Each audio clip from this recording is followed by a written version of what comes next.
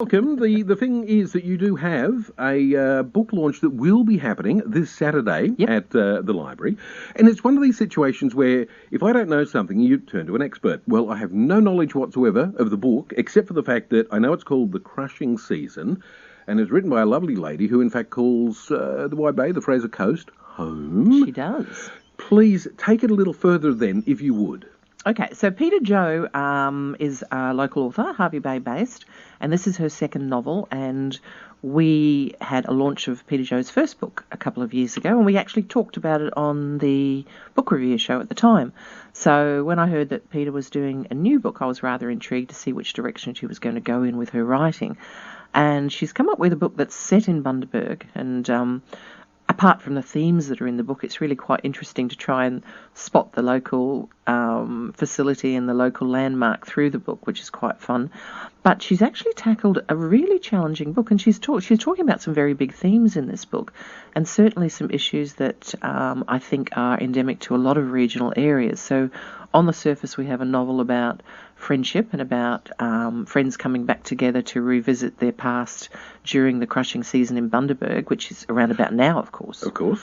But really, I guess there's these bigger themes of mental health and depression and people not being aware of what's going on in somebody else's life. So you're never quite sure whether or not somebody who's a good friend of yours is actually going through some kind of depression or some kind of crisis in their own life. So I found it very interesting because on the surface this book was a story about friendship, but underneath it's a lot more. That sounds an awful lot like real life, Sue Gammon, because on the surface you can meet people and talk to people and they can be fairly close friends and you think life is going along swimmingly, but under the surface it's not. What say we say good morning to the person responsible for the crushing season, Peter Jo Whitney. Peter, morning. Good morning, Wayne. How are you? I'm extremely well, and seriously, I am extremely well. Thank you for asking.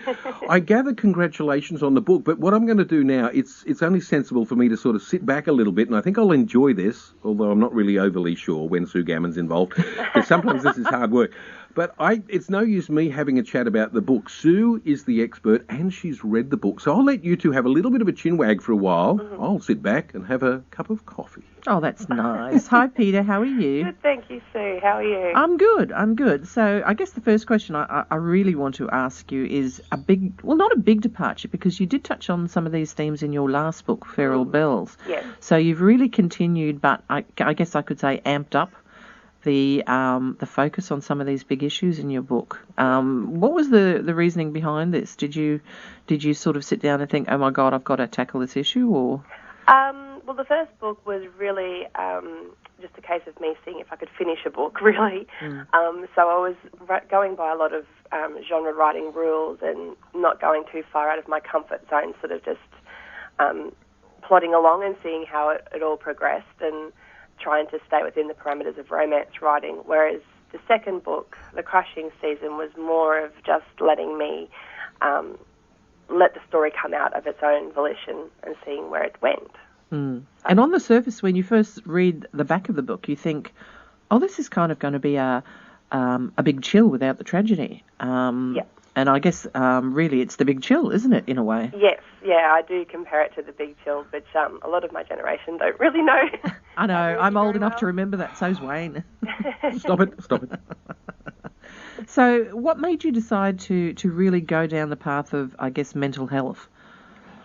I don't know if it wasn't so much a decision that I made, but I just created these characters and I really wanted to create this friendship that everybody has with people either that they went to school with or people that they've just known for a really long time, where they know you so well that they're more like family than friends. So I created these characters with that friendship in mind, and then let them have their own lives and their own stories to tell. So it sort of just came from the characters themselves, the types of people that they were and what that sort of, how that sort of came about, I guess. One of the interesting things that I noticed when I was reading, and I think it's quite a powerful part of the book is that section in the beginning where you've got your main character, May, who is the character that lives here in Bundaberg, and she is visiting her ill father in hospital. And there's this struggle going on inside her the whole time. Do you want to tell us about that? Yeah, so May grew up with, she was raised by her father when her mother died when she was quite young. And you're never really sure if her father's temper and his aggression is from his wife's death, or whether he sparked his wife's death because it was suicide. So you're left with May, who grows up in this environment. She deals with him her entire childhood, growing up not really knowing, not feeling loved, for starters, and not really knowing from day to day whether he was going to be in a good mood or a bad mood. And so the minute she can leave home, she does. She needs to get far away from him because she just sort of uses her friends and their lives as a guiding post to see that her life isn't normal and that there are better things ahead. So the minute she can leave home, and she's old enough to, she does that. But he falls ill, and she's sort of put back into the position of, because she's the only relative, she sort of has to care for him, and that puts her in a really difficult position because she doesn't care for him in the way that a normal daughter would care for a parent. So it's hard for her. And it was just really interesting the way you I guess you drew that struggle. He's still abusive to her, even though he's old and he's ill and he's in a hospital, and she still can't express herself because she's got this sort of, I guess, this barrier. I don't know. I mean, it was very, very strong when you were reading it. Yeah. Well, she spent her entire life, pretending that there was nothing going on at home. So because she'd been doing that for so long, I guess it's the kind of that theme of, the masks you wear end up being the people you become. So she does struggle to in the end tell anybody about what's been going on her entire life. Yeah, you sort of. I was sitting there going, "Can you just tell him what a nasty person he was? Can you just let it out?" And yeah. You don't wish death upon people, but it sounds like perhaps in this case, bring it on. Oh dear. Bottom line is it based on fact, sort of? Oh no, it's not based on anything. Okay. In my life. Alrighty. So friends can't sort of turn around and go, oh, there's a little bit of me in that. There's got to be a little bit of Peter Joe Whitney in there somewhere. Friends or family wonder if that's part of them, or and I tease them sometimes. I say, oh yeah, this person's you, but it's not. It's just a whole different sort of elements of people thrown together. All right. Author and teaser. I like this. Sounds good. The thing is, it's going to be launched this weekend. It's part of the Crush Festival. It's happening October 3, Saturday, 1:30 in the afternoon at the Bundaberg Library. Don't have to book or anything like that. No. Just come along and enjoy an afternoon and have a chat and listen to Peter talk about her book and how she wrote it and the story and the themes. Copies of the book available.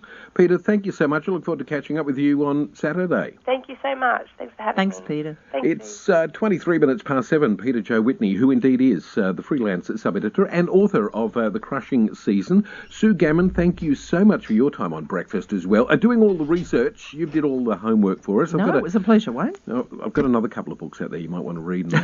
Thank you.